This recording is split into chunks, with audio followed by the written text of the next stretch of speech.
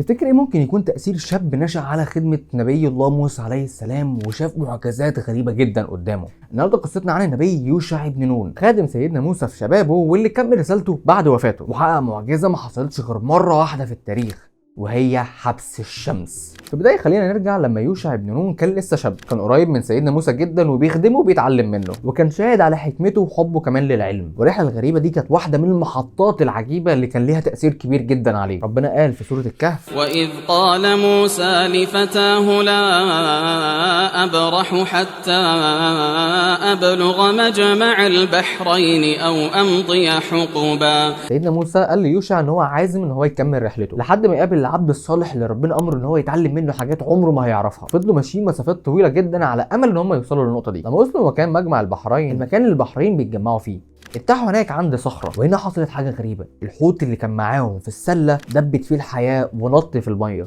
ودي كانت حاجه غريبه جدا طبعا. لكن بالرغم من المعجزه دي يوشع نسي يقول لسيدنا موسى عن اللي شافه. وهنا سيدنا موسى حس بالجوع وطلب من يوشع ان هو يجيب الاكل. وهنا ربنا ذكر في القران: فلما بلغا مجمع بينهما نسيا حوتهما فاتخذ سبيله في البحر سربا. بعد بقى مرور وقت طويل، ولما سيدنا موسى وسيدنا هارون ماتوا، يوشع هو اللي بقى قائد لبني اسرائيل، وبقى عليه مسؤوليه كبيره جدا، وهو انه يحررهم من التوهان اللي هم فيه ويرجعهم تاني لارض المقدس اللي هم كانوا بيتمنوا ان هم يدخلوها. بعد وفاه سيدنا موسى مر على بني اسرائيل 40 سنه من التوهان في الصحراء كعقاب من ربنا لرفضهم دخول بيت المقدس في عهد سيدنا موسى. لكن بمرور الوقت الجيل اللي كان السبب في عباده العجل الذهبي ومخالفه امر ربنا مات، وطلع جيل جديد، ودي كانت فرصتهم عشان يبدأوا أخيرا من جديد. سيدنا يوشع بدأ يجهز قومه عشان يدخلوا القدس بعد محاصرة المدينة لفترة وصلت لمدة 6 شهور، وده كان تحدي كبير جدا لبني إسرائيل اللي كانوا اتعودوا على الراحة وعدم القتال. لكن هنا جت اللحظة اللي كانوا لازم يدخلوا فيها المدينة يوم الجمعة. خلينا بس فاهمين حاجة، بني إسرائيل يوم السبت ولا بيشتغلوا ولا بيعملوا أي حاجة،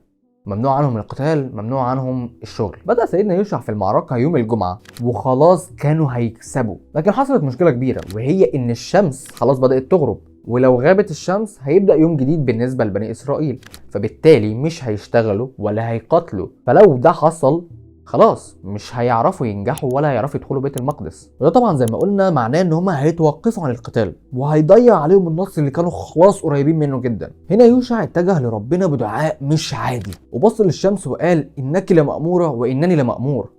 ودعا ربنا وقال له: يا رب احبس الشمس عليا، بمعنى ان ربنا يوقف الشمس وما تغربش عشان ينجحوا ان هم يدخلوا بيت المقدس. وفعلا الشمس ما غربتش. ربنا استجاب لدعاء يوشع بن نون وحقق له اللي هو عايزه. وفي حديث عن النبي صلى الله عليه وسلم قال: ما حبست الشمس على بشر الا على يوشع بن نون ليالي سار الى بيت المقدس. ودي كانت معجزه عظيمه جدا ان الشمس تقف قبل غروبها وبدايه يوم جديد اللي هو السبت، عشان في الاخر بني اسرائيل يعرفوا يدخلوا بيت المقدس. وبعد الفتح ربنا امر بني اسرائيل ان هم يدخلوا المدينه هم خاضعين لله وشاكرين ربنا على النعمه الكبيره اللي هو اداها لهم. لكن للاسف بني اسرائيل كان عندهم حب لمخالفه الاوامر، بدل ما يقولوا كلمه حطه زي ما ربنا امرهم اللي معناها حط عنا ذنوبنا، قالوا كلمه تانية بطريقه استهزائيه. فبدل ما يقولوا حطه قالوا حنطه بطريقه استهزائيه، يعني اللي هو عادي مش فارق معانا. ربنا قال في سورة البقرة: وإذ قلنا ادخلوا هذه القرية